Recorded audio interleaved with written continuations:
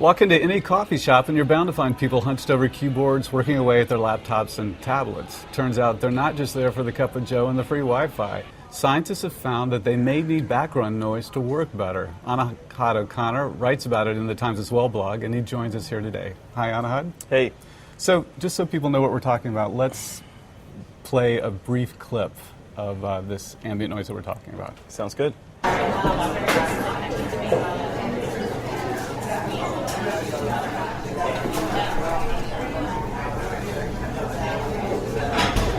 So you think that the quieter, the better for concentration, but that turns out not to be true. Yeah, so if you're actually trying to problem solve and think of ideas, then having too much quiet, it allows you to focus, but it doesn't help you think outside of the box.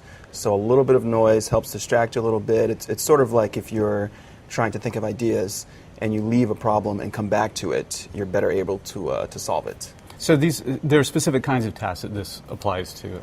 These are creative endeavors primarily? Yeah, so if a task is very detail-oriented, so like trying to proofread or file your taxes, then you want quiet because it helps you focus on detail.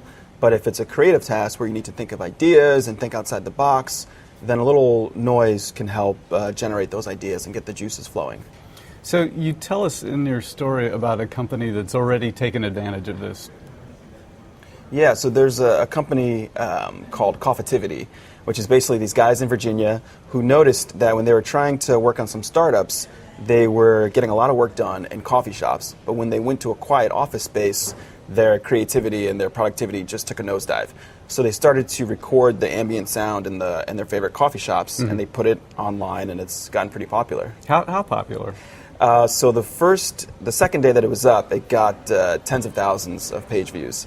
And in the last 3 months, it's been something like over 2 million page views. Wow. Yeah. Wow. So these are people sitting in their homes, which are too quiet for their creative endeavors, Yep. and getting artificial coffee shop noise. Yeah, so if you actually just go to the website and you click play, it sounds exactly like any bustling coffee shop in the United States.